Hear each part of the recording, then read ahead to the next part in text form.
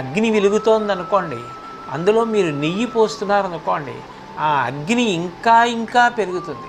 అదే వెలుగుతున్న అగ్నిహోత్రంలో మీరు నీళ్లు పోశారనుకోండి, అగ్నిహోత్రం చల్లారిపోతుంది. అట్లాగే దీప్తమగ్ని వివాంభస అంటారు. అగ్నిహోత్రంలో నీళ్లు పోసి చల్లార్చినట్టు కోపం వచ్చినప్పుడు ఎవరి మీద కోపం వచ్చిందో వాళ్ళ మంచిని జ్ఞాపకం చేసుకోండి.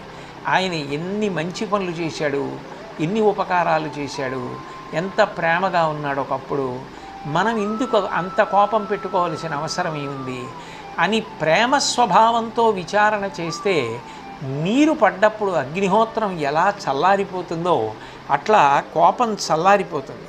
కాబట్టి కోపం అన్నది ఎప్పుడూ మంచిది కాదు. కాబట్టి పాము తన కుబుసాన్ని తాను ఎట్లా విడిచిపెట్టేస్తుందో అట్లా ప్రయత్నపూర్వకంగా సాధన చేసి కోపము ఎంత ప్రమాదకరమైనదో తెలుసుకొని కోపాన్ని విడిచిపెట్టేయాలి. మీ దగ్గర ఎన్ని మంచి గుణాలు ఉండనివ్వండి, కోపంగా ఉన్న వ్యక్తి దగ్గరికి రావడానికి ఎవరు ఇష్టపడరు.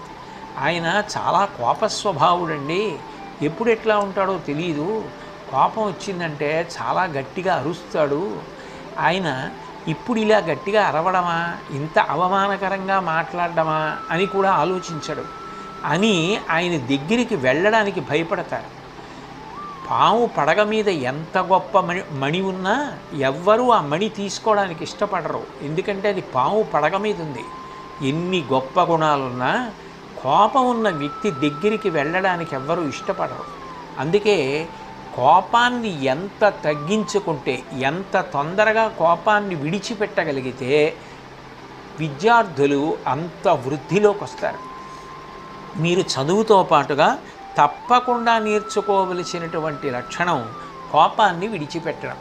అందుకంటున్నారు బద్దెన గారు, తన కోపమే తన శత్రువు ఎట్లా పాడు చేసేస్తాడో అట్లా పాడు చెయ్యగలిగినటువంటి లక్షణము తప్ప బాగు చెయ్యడం అన్న లక్షణమే లేని గుణం ఏదైనా ఉంటే కోపం ఒక్కటే.